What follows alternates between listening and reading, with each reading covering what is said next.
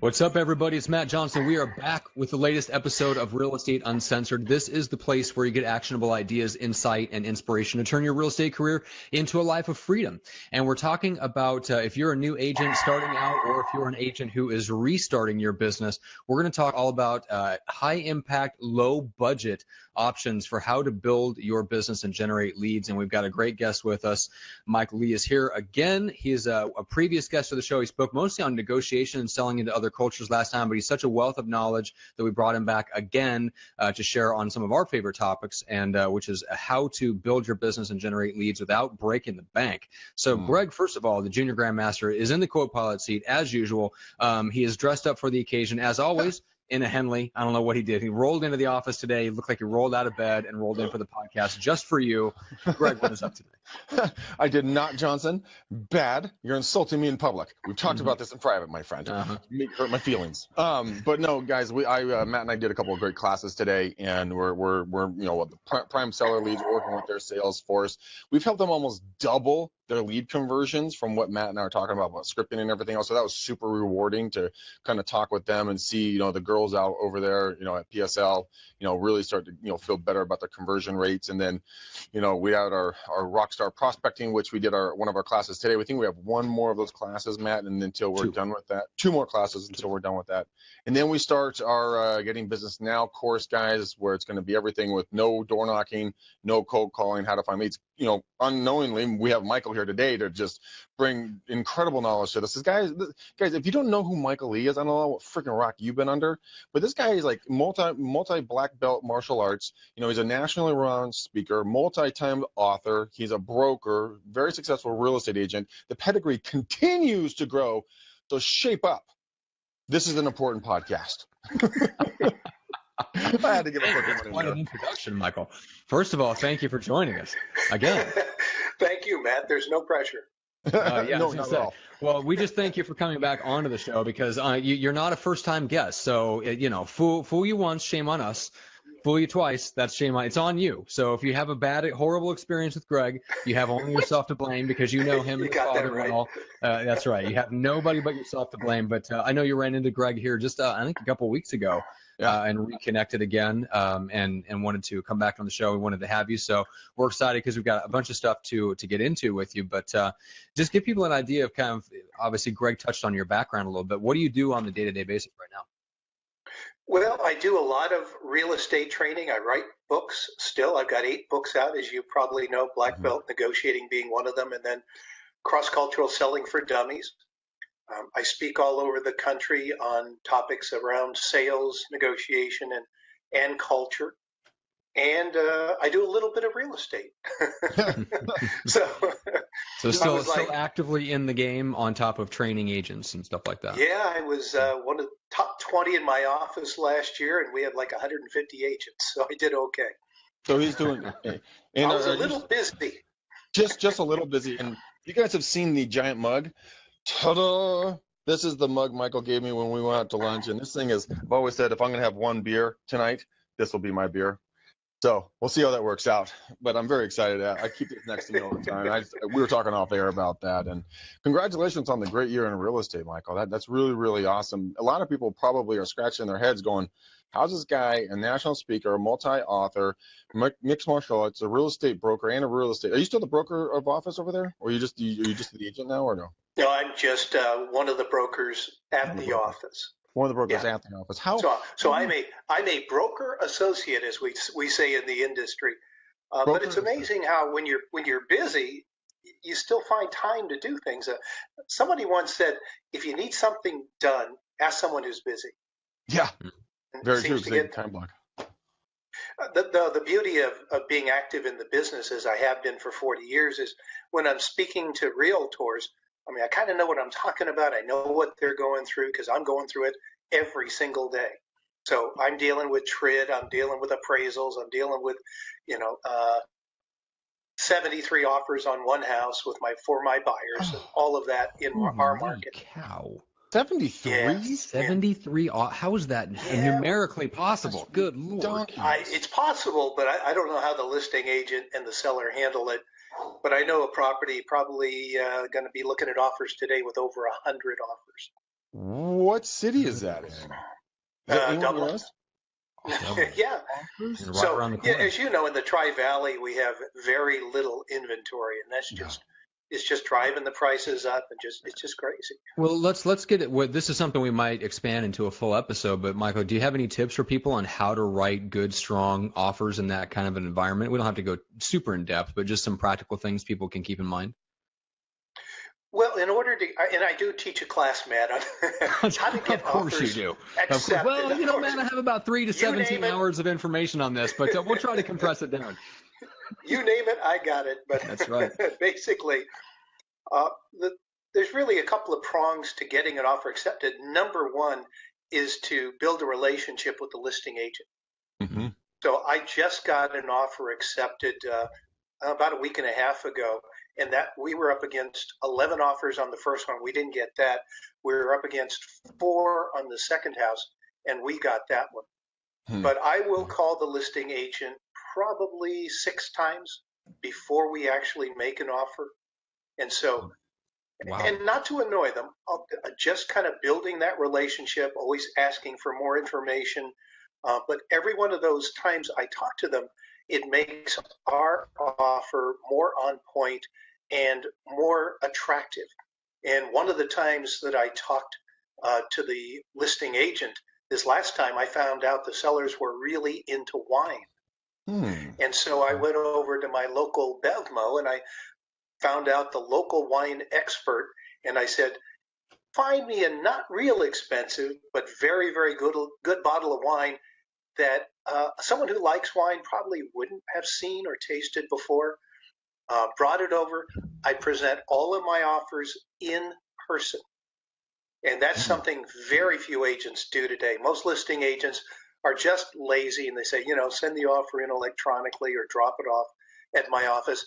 And you can't build a relationship with the listing agent or the seller electronically. It's just impossible. And so I actually sat down with them, brought out the bottle of wine and handed it to them. And then I started my presentation. And that way they get to know how good an agent you are. So let's jump back into the contingencies and some of the clever wording you mentioned, Michael, that you can put into these. Is there anything specific that you can share, or is it very hyper local and situation dependent when you start to get into some of the ways that you can protect your buyer and still release as many contingencies as possible? Well, if you're competing with folks that aren't going to have an appraisal contingency, and you do, what you can say is that the buyer will pay up to a certain amount of money, let's say $40,000-$50,000 if the appraisal doesn't come in, or you'll say we'll make up the difference in cash up to a certain amount of appraised price, and that can work very, very well. The other thing you got to do is just find a good appraiser. That's tough. Yeah. Okay. That's almost an oxymoron. But but I keep lists of good appraisers. Yeah. We have a couple of them that we know that we go to and talk to quite a bit about. I mean, I think number one thing when it comes to getting an offer submitted, when it comes to multiple offer situations, is number one, like you first said, it has to be a personal relationship that you have with the listing agent. Because I talked to a listing agent the other day. He and I know each other, and he said, "Hey, Greg, I'll hold everything if you want to show your client." I couldn't get my guy in there fast enough, so I said, no, don't worry about it. Just go and just do your thing, and if my guy can act fast enough, we'll come in. But that's the power of a personal relationship, because if an agent knows, like if Michael and I were to work together, and if I knew Michael was bringing an offer in, I'd be like, dude, Michael, this is what we're looking for. Keep it in this ballpark. This is what my sellers are looking for. And if you guys need a little more time, let us know. We would want to work with you. And that's very much a relationship-based business, both on getting clients and also working with your fellow agents. So don't be a dick to other agents. I mean, when I first got into business, I used to write the nastiest notes about agents. And my guess what? You're going to meet them again, right, Greg? Yeah. And I would tell my dad, I'm like, Dad, why are you not, backing me up? So-and-so is a blank to blank. He's like, Greg, because someday you're going to need that SOB. And I'm like, damn it. Okay. and you're absolutely right about the relationship. And one of the ways you can build relationships quickly is to go to your local marketing meeting and just say hello to people. Mm. Because if they've got 6 offers and there's one agent they've met, even briefly at a marketing meeting, I mean, there's a higher level of trust than 5 other people they've never met before. Yeah, very, very true. And it's a good way to find out about properties that haven't hit the market yet, you know, the coming soons. Yeah. I mean, that's a great way to go. So I hope people will attend their local marketing meeting. That's something I am incredibly, notoriously horrible at, and now I have been publicly shamed. I appreciate it. I'll be looking for you, Greg. I actually know you will be too. I will be. I'll see you Tuesday. May I buy you a couple of dogs, Michael, so that you can send the dogs after Greg? Yeah, there you go. All right, so remind people before we jump into the lead generation stuff, Michael, how can they connect with you and tell people what office you work out of? I work out of Realty One, San Ramon, and you can reach me at 800-417-7325, 800-417-7325, and my website is www.ethnoconnect.com, ethnoconnect.com. Yeah. And so, guys, if you guys are like members of a realtor association where they have expos, or if you have connections to, I mean, Michael, you're speaking in front of everything from home builders groups to all kinds of stuff, even auto dealers and other industries outside of real estate, because they're interested in the negotiation and the cross-cultural selling stuff that you present on. So, guys, if you have any connections to events or associations that are looking for amazing speakers, be sure to keep Michael in mind for that, not just the referral end of it. But and then, Greg, did you have anything you wanted to chip in on that before we dive in? Yeah, Michael works at a great brokerage. You also have Will Dorlich working down in your office, I believe, correct? Yes, he is the current president of the Bay East Association of Realtors, and he does very well. We compete head-to-head very often, and he is a competitor. Watch out. He is. He's also the father of my lender that I've used for 18 years. He's been a good family friend forever. So you guys got a great office, great people. So Matt, lead us off into kind of what we're going to talk about today, because I think that now that we're actually recording again, now people can take this home, guys. This is something you really need to listen to. I mean, I do a lot of joking around on the show, but when I talk about guests that you need to really pay attention to, Michael's going to be one of them. He's got so much knowledge stored up in his head that we're going to barely scrape off a little bit of nugget of goodness, and hopefully you'll put it on the paper in front of you, because it will change your business, guys. I guarantee you. That's right. Well, let's start with the just the fundamentals of a new agent that's starting out, or someone that's just resetting and restarting their business. We get a lot of people that listen to the show that are in one of those two situations. So let's start with them. And Michael, how would you have them start off or restart their prospecting efforts to get new clients? Well, first, Matt, I wouldn't do what most brokers suggest to new agents, which is go door knock and make cold calls. Those are probably the 2 fastest ways to get somebody out of the real estate business. It's probably why we have such a high turnover rate, because number one, door knocking, I mean, it is effective, and many people use it very effectively, but it takes a while. Yeah. And Matt, when do new agents need income? 3 months ago. Yeah, exactly. Usually, not today. They needed it like 90 days ago. Yeah, so now you want them to establish in a farm, which takes 3 to 6 months minimum. They've got to spend money in door hangers, flyers, those kinds of things. It's tough. And a lot of people just don't like going up to the doorstep, knocking on doors. In fact, they probably very often wouldn't appreciate it if somebody did it to them. So they have sort of a reluctance to do this. Yeah. And if you do, people will sense that. And I guarantee you're not going to get very good results. So save that. If you're a new agent, save the door knocking and certainly the cold calling, because, man, I mean, I used to do that as a living when we didn't have the do not call list, and it was still a killer.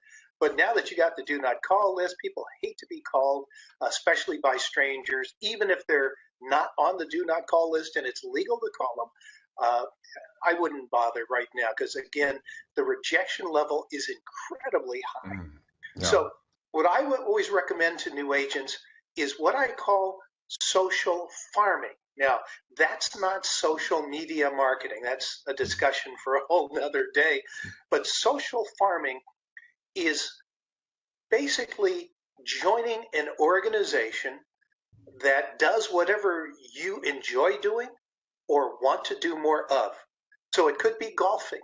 tennis, hiking, biking, something like that. And you guys know that realtors just do not spend enough time off. And you know that if we spent more time off, we'd be much more creative, we'd have much more energy, and we'd probably be much more effective. But what we do is we think we have to go door knocking and do these kinds of things.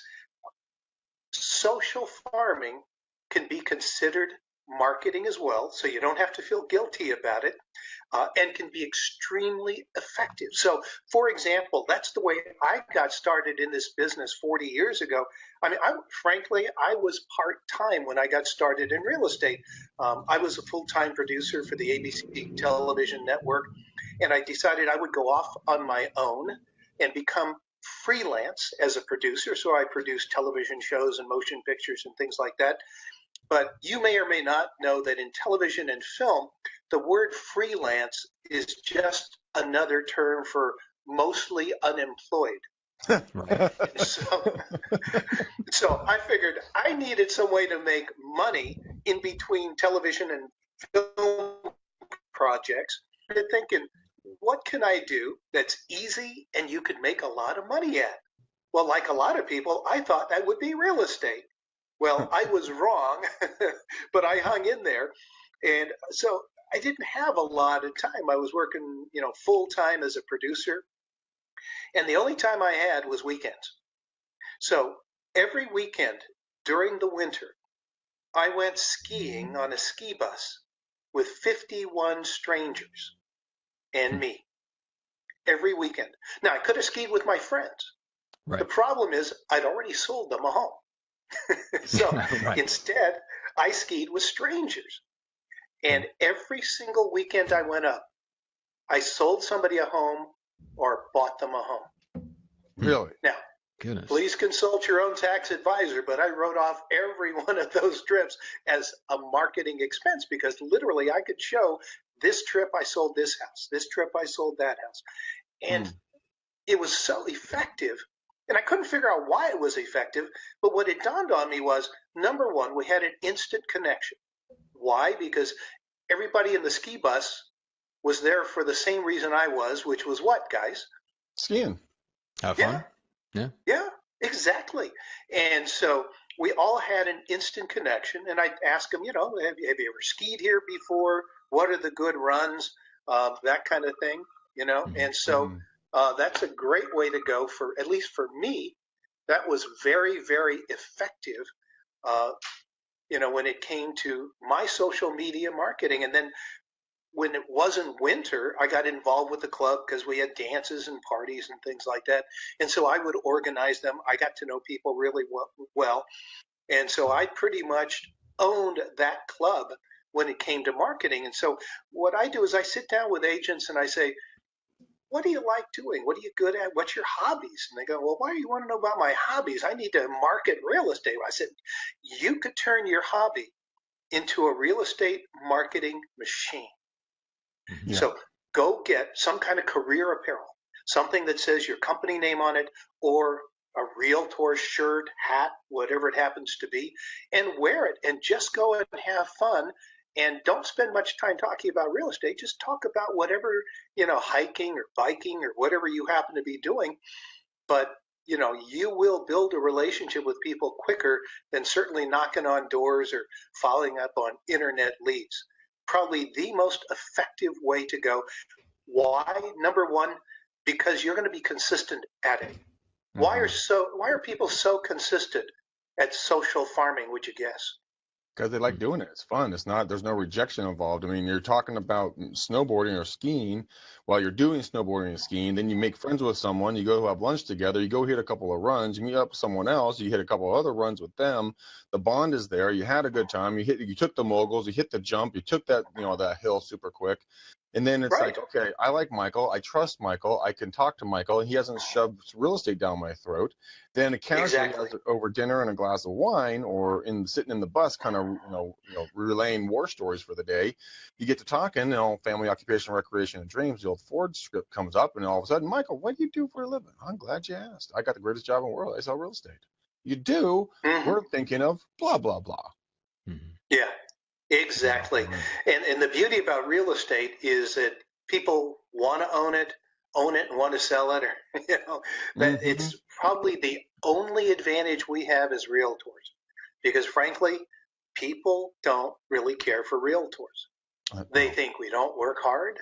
They think we don't earn our money, and there's some sort of dishonesty attached with somebody who doesn't work very hard and makes an incredible amount of money. Number one, they don't understand our business. Yeah. But the only advantage we've got is that we control real estate, and we can help people buy and sell real estate. Mm-hmm. And so I learned just to ask people question after question about what do they do, how's their family, what do they enjoy doing, and eventually they'd run out of things to say, and they'd say to me, so what do you enjoy, what do you do for a living? And I simply say, I'm an educator. I like to educate real estate clients, my clients, and help them to be the best educated buyers and sellers on the planet.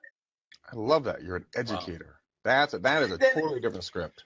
Mm-hmm. And that works for me. And every realtor has got to come up with their own, what we call an elevator pitch. What makes you unique? And every one of us is unique in some way, shape, or form. And even if you're brand new in the business, you weren't born yesterday. You had experience in retail. You had experience in other areas. You may even own real estate. Use that as part of your elevator, speech. Mm-hmm. So the social farming, is it just, I call it your superpower. It's what you're really good at. And, when people don't really think about it, like you said, they don't think about their past lives. Like you said, they weren't born yesterday. They get in this zone of like, I'm in real estate. I can only concentrate on door knocking, cold calls, mailers, social media, and the list goes on. They completely forget about the rest of their lives because they've been traditionally, they've been, browbeaten with the fact that once you're in real estate, you can only act in this certain way. You can only look a certain way, act a certain way, say these certain things, market in these certain directions, when in reality, that book has been thrown out the window years ago with social media coming into it. And with kind of the way culture has been relaxed a little bit, you don't have to be so on point wearing three-piece suits, going and walking around in your wingtips. You can, like me, wearing your jeans and your Vans tennis shoes and just kind of chillaxing. People want a more relaxed environment to get to know people. Mm-hmm. But, you know what they say, Greg, if you do what other realtors do, you'll get what other realtors get, which is about $35,000 a year on average. In our area, that won't even make a car payment. No, it won't, and that's the sad part. Well, and here's what's interesting about that, Michael, because you mentioned that you were on a bus essentially with 50 people that you didn't know. That's a lot more than what most people would subject themselves to in doing this kind of hobby-based lead generation. What a lot of people would do is they would look for something, but then again, you mentioned that you didn't go skiing with your buddies. That's what most people would do. They would call it lead generation, but they would surround themselves in a bubble of their own comfort zone within that lead generation. And what happens is you don't get exposed to the number of people that you need to in order to make that kind of thing work. And so you found that balance point. Essentially, if you did that 4 times a month, you're coming in direct personal contact with 200 people that you don't know that are brand new to your circle. And I imagine you had a ton of conversations. And that's, so that's a key to making that work. So one of the things you've got to think about is numbers. And you do need to meet a fair amount of people. So, as hiking has become a little more challenging for me, so I've shifted to hiking. So I have joined a hiking club, and several of them, and so I can meet 40 to 60 people a week or more if I wanted to. I could hike virtually every day of the week. And the beauty of hiking is there's not a lot else to do except talk to people.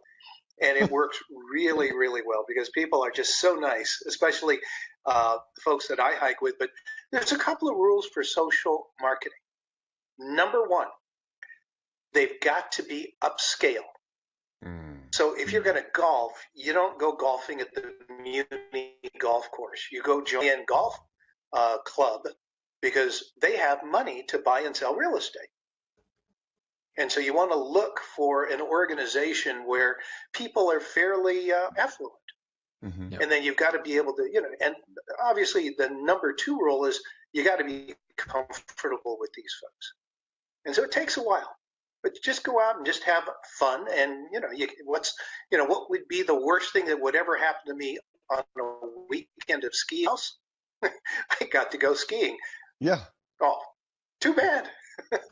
Yeah, and over time, I mean, it might not, and don't expect it to happen right away. I mean, Michael, I'm sure that your weekend, adventures on skiing, I'm assuming that they weren't like immediately lead gen. It may have taken you a month or so, or a couple of weeks, or maybe even longer. I don't know, but until people started getting to know you more and more, and then they're like, oh yeah, Michael, this is a branding and a short-term but yet long-term play, because you have an opportunity to get past the gatekeepers mentally of the sellers and buyers, because you have that bond. But then you can use it for, I mean, how long did it take you, until I keep putting my foot in my mouth, how long did it take you to get business out of that? I think if I remember correctly, it took me 2 weeks. Okay, so it took you 2 weeks. Took you 2 weeks. At least it wasn't the first week. Then it would have looked horrible.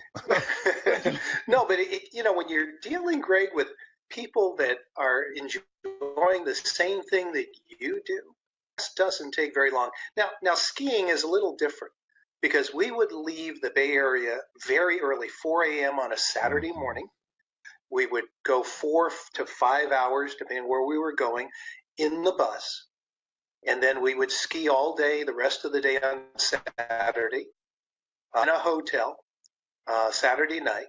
We would ski most of the day on Sunday, and then we'd come 4 or 5 hours back.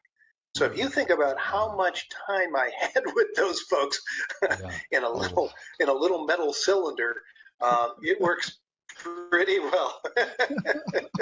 But if you're only going hiking for a couple of hours, it may take you 4 weeks, but it works. Just being in front of people that are enjoying the same thing as you, their guard comes down. You can't believe how much they'll tell you while you're skiing or hiking.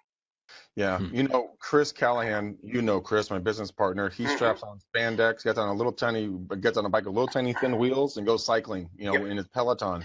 I used to get so pissed at him, like, what are you doing? Spending all this time on this stupid freaking bike, blah, blah, blah, until the deals just started flowing in and sped up, and they just never stop, because he's sitting there for 50 to 100 miles a time. I mean, I'm sorry, my butt does not feel good after 50.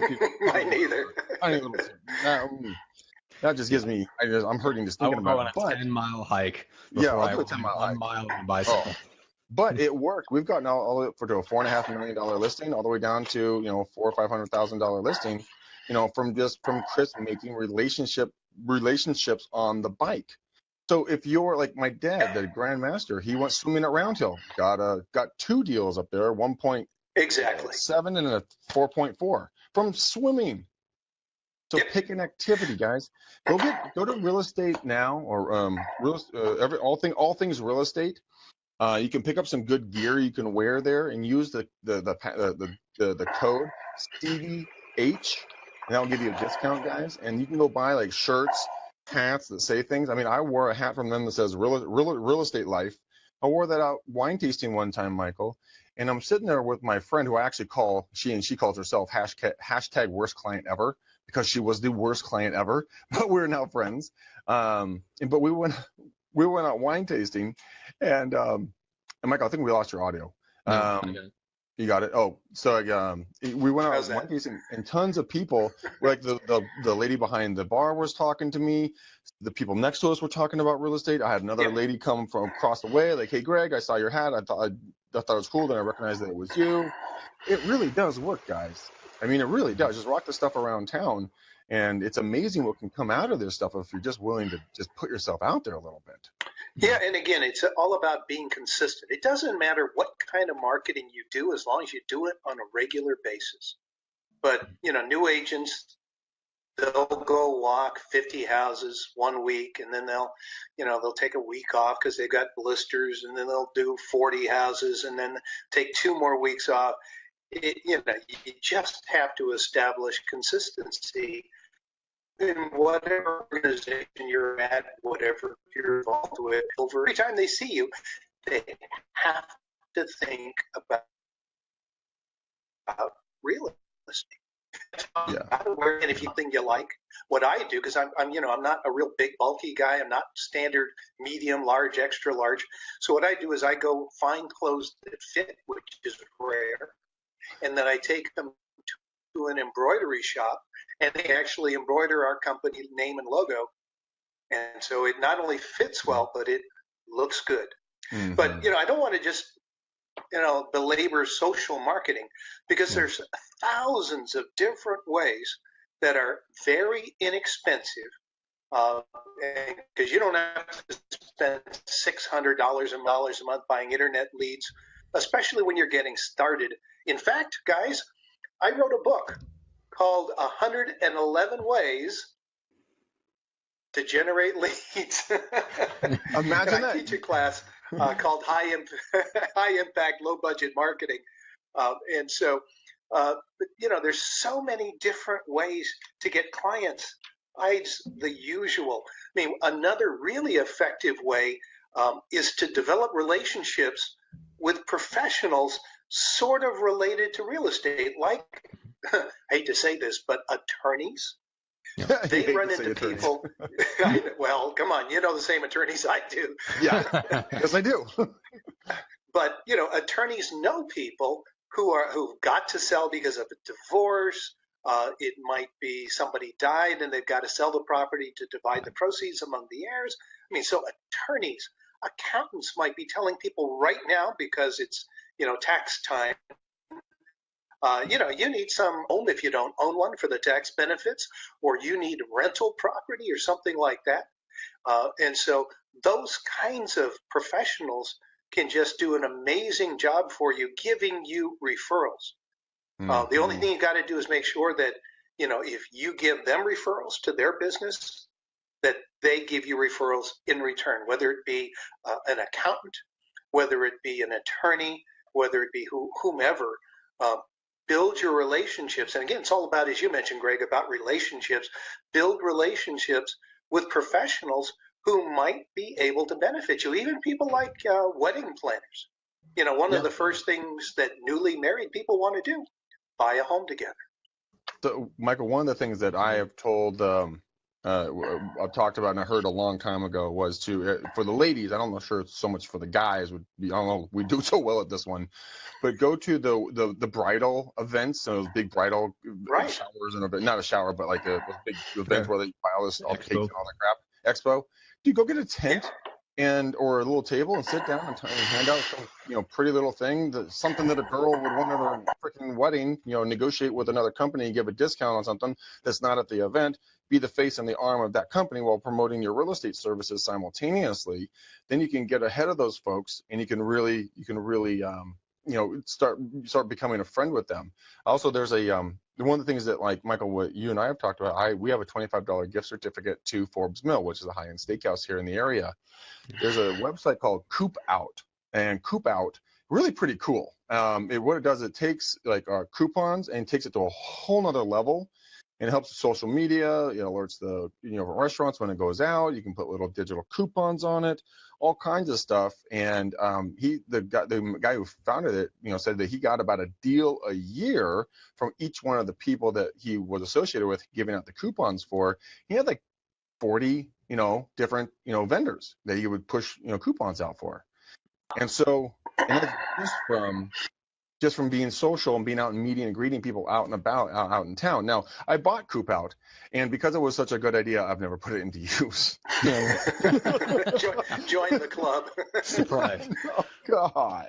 Oh, man, Greg. But I can't wait to put it into use. But that's really good. Like, Michael, how would you reach out to someone, especially if they're a high-powered professional? I can see there's ideas for reaching out to, let's say, contractors that serve the homeowners, and it's pretty clear kind of what the arrangement is there.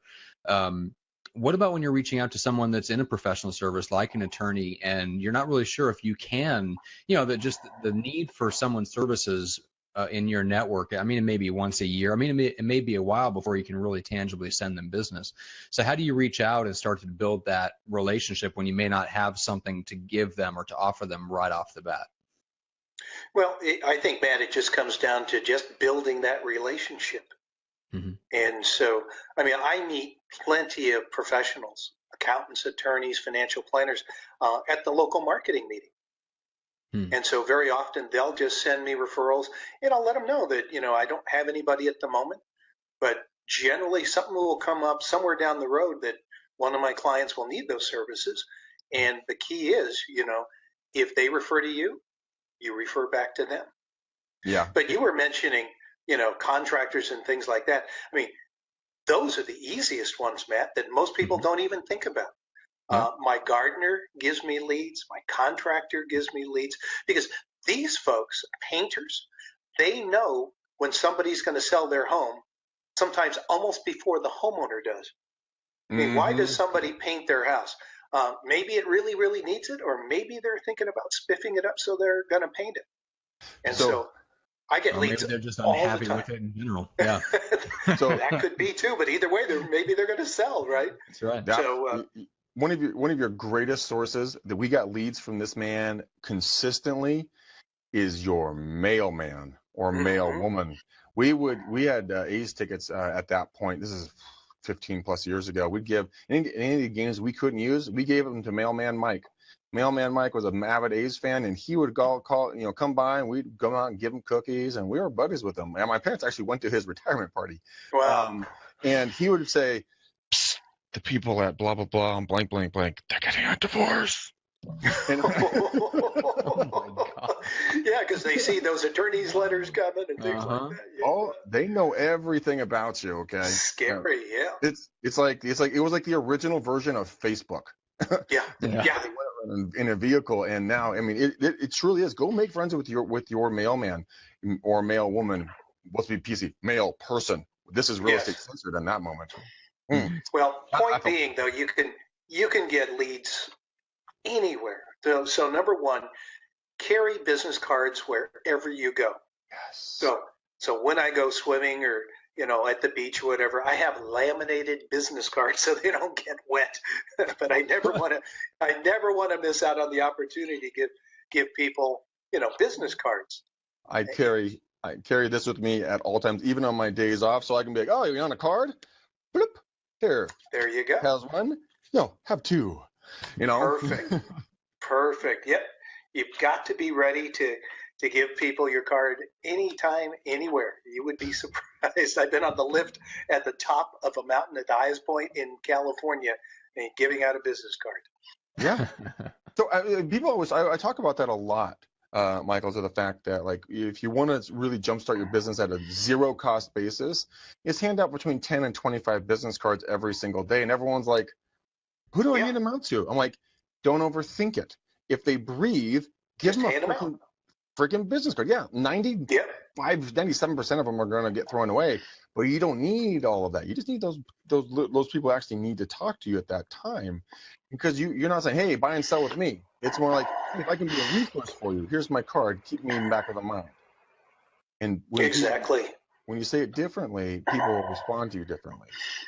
But and now, when I first started saying that, a long time ago, and I'm like, shit, I'm not doing what I'm saying to go do. So how can I back this up? So guess what I did? I went out on I did a podcast, walked my happy ass across the parking lot over to Trader Joe's, and my checker, the dude's like, dude, what do you do for a living, man? I see you all the time in here. I'm like, oh, it's a great opportunity to hand out a card. I'm like, I sell real estate. Here's the card. And awkward pregnant pause. He looks at me kind of funny. He goes, I'm not going to be doing anything, but my parents are thinking about selling theirs. It's like, amazing, isn't it?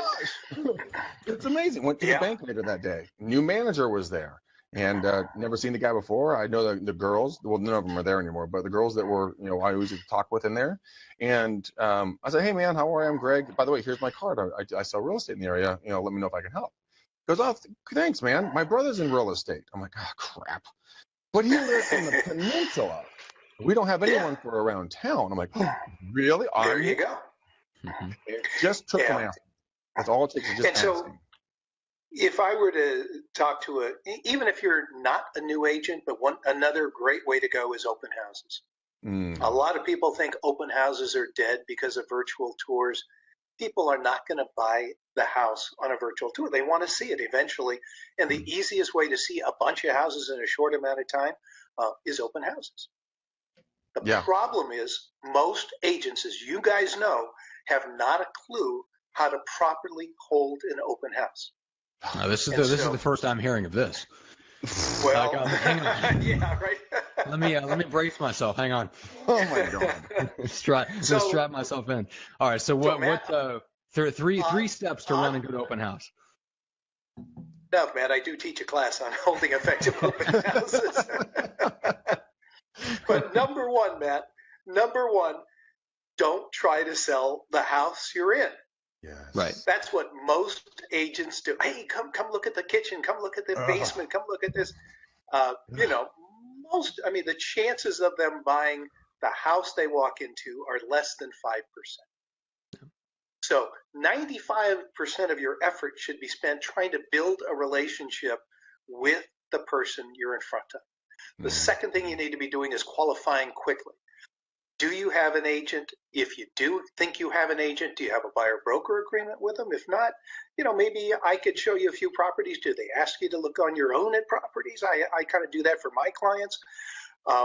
Know something unique about the property that shows your knowledge, your skills, and try to build a deep relationship with that customer in a real short amount of time, which means you got to dig deep and try and find out, who are these people? What do they do for fun?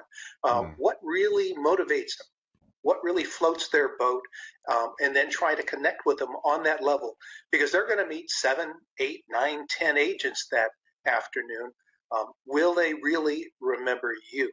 And so there's lots of techniques to make sure that you do get their actual contact information, because many of them certainly give you bogus information.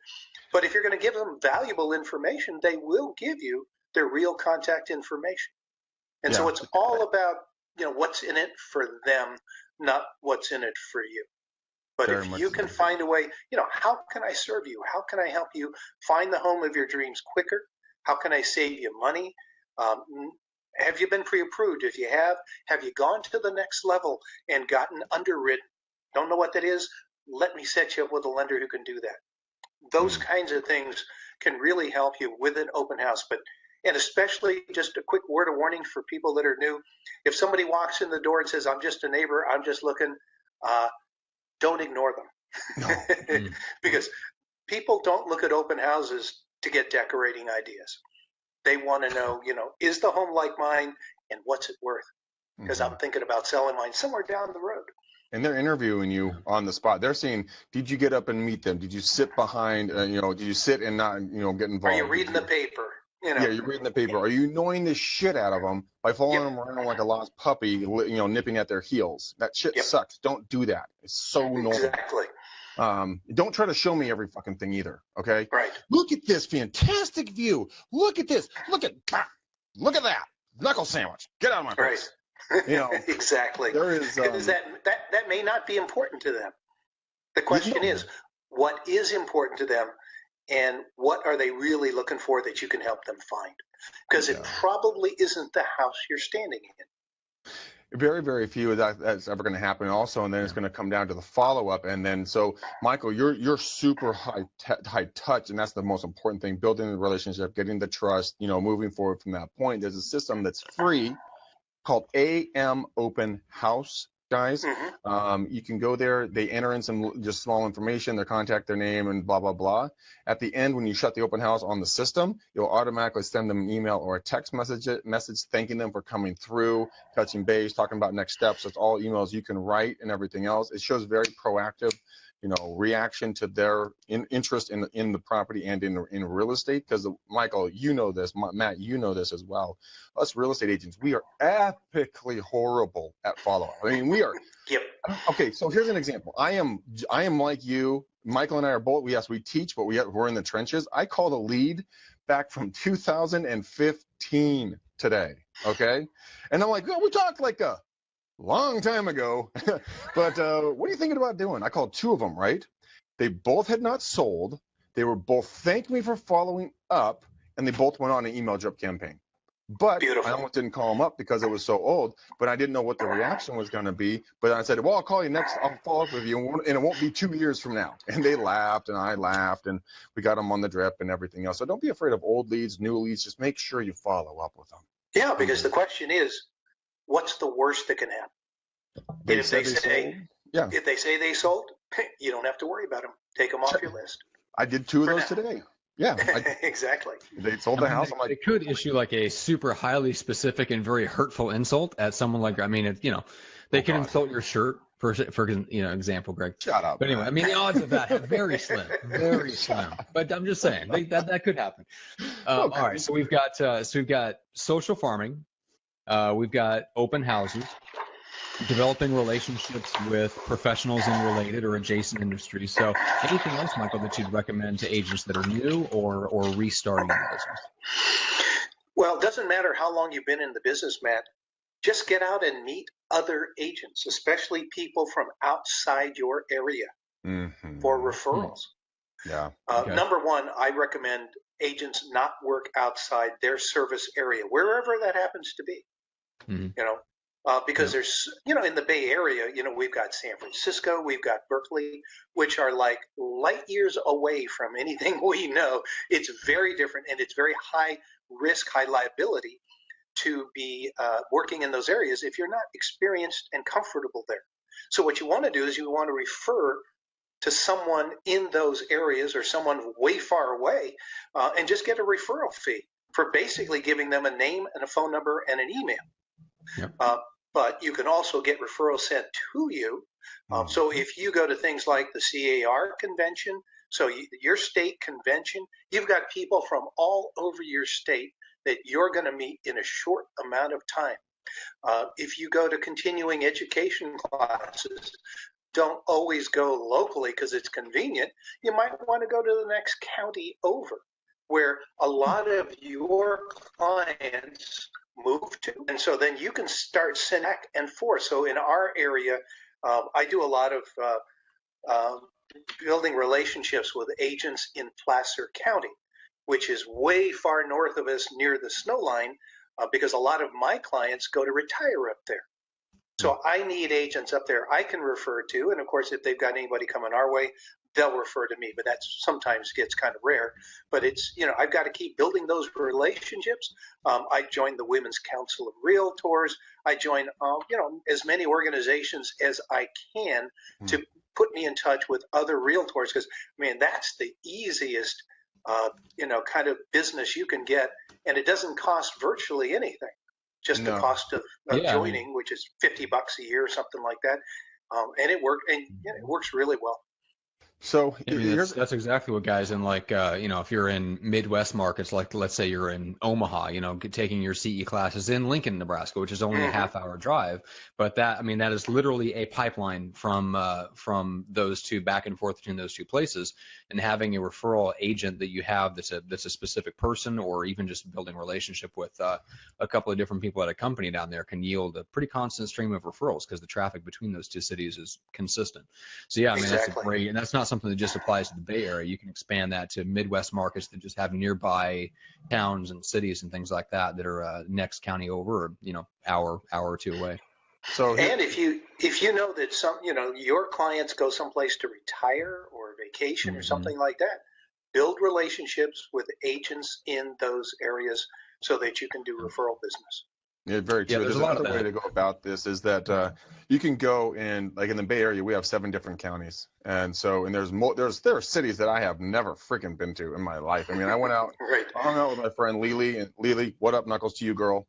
She and I went to a baseball game on Saturday, and I was in Burlingame. Never been to Burlingame.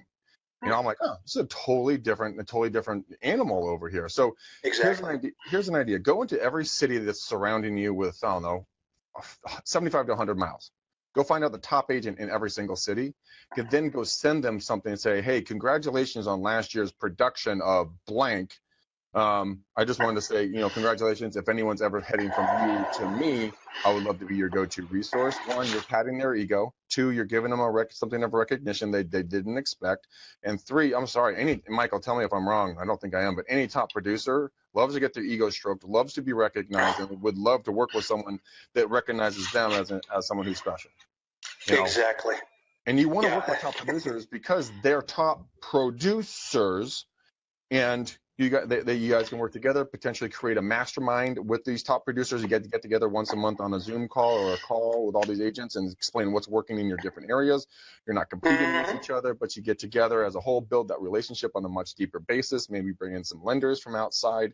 Start this whole little network in your local area that can be just a referral tornado coming your direction.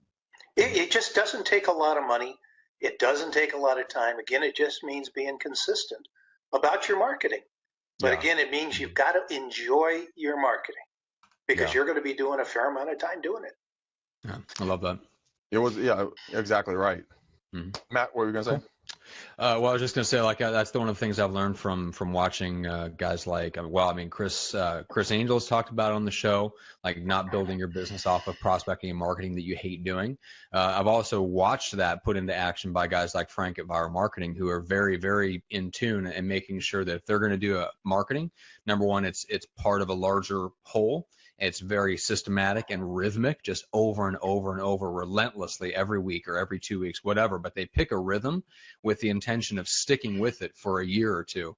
And then because of that, because they know it's going to be rhythmic and relentless for a certain period of time, then yes, they try to make it something that they enjoy and something that's not burdensome on them. I think what agents get into is they listen to and they try to model people that are doing things that work well for them for whatever reason. Like we have a lot of people that probably sign up for, the course, Rockstar Prospecting or whatever, with the intention that, hey, I'm going to go circle prospect just like Greg because it works for Greg. Great. Are you Greg? Do you, and that the answer is probably not. And if people put more time into it and they thought about it in those terms of like, hey, I need to find something I can do every week, week in and week out for the next year, I think they would be much more selective in the marketing that they go out and attempt to do. Rather than just throwing things against the wall and moving on to something else. And I think that's great advice. Things that aren't suited for their personality, yeah. Exactly. I talked to I talked to someone today. They had gone, was it cold calls or door knocks? Cold calls. No, mailings. Did mailings 3 times and wanted to give up on it. And I'm like, well, 80% of your business lives between your 5th and your 12th contact. So, you're not even giving yourself a fair shake at even a portion of that. You got to stay persistent and consistent at all times. And I know, Matt and Michael, we browbeat the people we talk on the podcast. Michael, out with your speaking and your writing and your training and everything else, and also local real estate. We browbeat people with this, but they don't want to do it because being successful in real estate, it's simple. It just isn't always easy. Exactly. You got to make that distinction. But I would say if you think about doing some kind of marketing and you hesitate, like, not sure I really want to do that, don't do it. Find something else. There are so many other ways to get clients. And I think the last thing we need to wrap up with, guys, is the reason you want to do marketing is because you want to have so many clients that you can afford to turn some of them away. Yeah. Yes. Because some of them you don't. So true. Yeah, you do not want to work with somebody that, number one, you don't relate to well, that you don't feel good with, and you don't enjoy working with, because this business is way too tough to work with people you don't personally like. Mm-hmm. And then the people that don't respect you as a professional. Exactly. They think that they know more than you do. Forget it.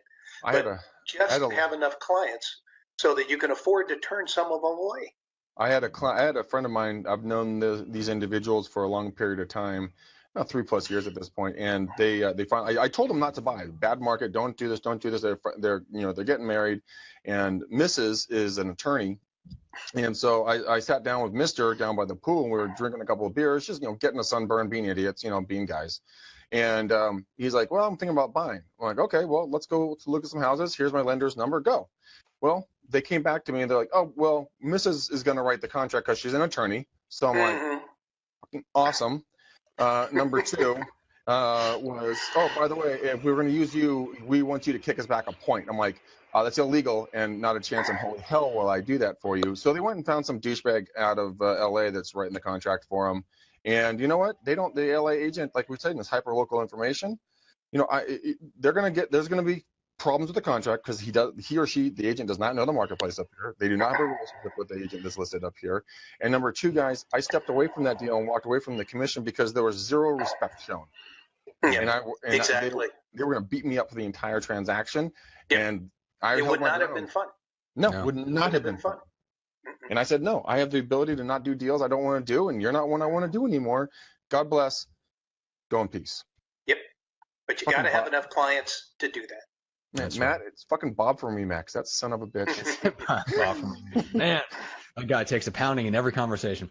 But yeah, that is true. Like when I hear, so my girlfriend works at a local brokerage here in Temecula, and she's not in the agent culture. She's on the marketing side, but she hears all the back and forth and the disputes and the infighting and the backbiting and all of this.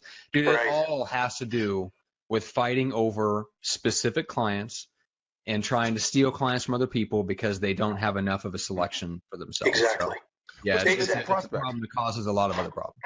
Because they don't prospect. Then they have a limited mindset. But yeah, anyway. But Michael, tell people where they can connect with you. I mean, you mentioned the book, the 111 lead generation ideas. Where can they get that kind of stuff from you? You can get it directly from me, 800-417-7325. And if you have questions, you can email me, michaelsoonlee@gmail.com. All Perfect. one word. All right, and Soon is SOON. So it's michaelsoonlee@gmail.com. Awesome. Well, they obviously, if you want to talk to Michael about like any of the books that he's written, I think a couple of especially the Black Belt Negotiation is available on Amazon as well. So I wanted to promote that too. And then Greg, everybody should follow you. They should follow both of us actually on Facebook. Yes. Because you are out. Facebook is giving you the slap on the wrist for having too many friend requests. So you cannot. You have too many people in waiting. But I did want to point out, Kristen had a great suggestion for us yesterday, Greg. So as the show continues to grow, and we're very, very fortunate to have a lot of amazing viewers, but with that size and with that growth comes some haters and some unsavory comments, and people that find Greg unpalatable. So please send those in to us or draw them to our attention. If they're on YouTube or Facebook, I want to start reading them at the end of our shows and have Greg read them like celebrities read mean tweets on Jimmy Kimmel. That's so, guys. If you see an unsavory comment or a hater comment or whatever, we want to hear about it, and we want to have Greg read about it on the show. So that's all I have. Yes, I would. That would be epic because Matt, I want to key music. Dear diary, and you're just writing this out. I want all you haters. Bring it on, Tinkerbell. I'm going to just slap you down and give your full name on air. This will be fun. Or your pen name. So hate away. Hate. You know you've made it, guys, when you start getting hate mail. Congratulations. Thank you. Oh, my God, that's fun. Okay, we love you guys. We do it for you. Matt, who's our next guest? It is, man, this guy's a dynamo. So this guy's name is Glenn Twiddle. He is a real estate coach out of Australia. He's joining us from the great continent of Australia. This guy co-hosts and co-headlines an educational event every year in Australia. The most recent co-headliner with him was Arnold Schwarzenegger, the man himself. He also has been invited for the last few years to come up to LA to spend time with Arnold and a group of his guys and play poker with him once a year. So he's kind of tied in with that crowd. He's had a chance to hang out with guys like Tim Ferriss. He is an absolutely dynamic guy, and he comes at it from more of the perspective of marketing in the century we actually live in. And so he's talking about how to turn yourself into a celebrity that actually connects with people on topics that are of interest to you both, rather than just real estate and becoming kind of the local celebrity that you build trust and brand awareness there, so that when people think about real estate and they have that need come up, they think of you, and that you have the personality and the credibility to back that up. So that's what we're talking about with him on Wednesday. That is awesome, guys. I love you to pieces. Matt loves you to pieces. Contact Michael. He is an amazing resource. Use him, but don't abuse him, because he is a black belt in multiple different martial arts. All right, guys. We're out of here until the next show. Till then, guys. Peace out, Ninja.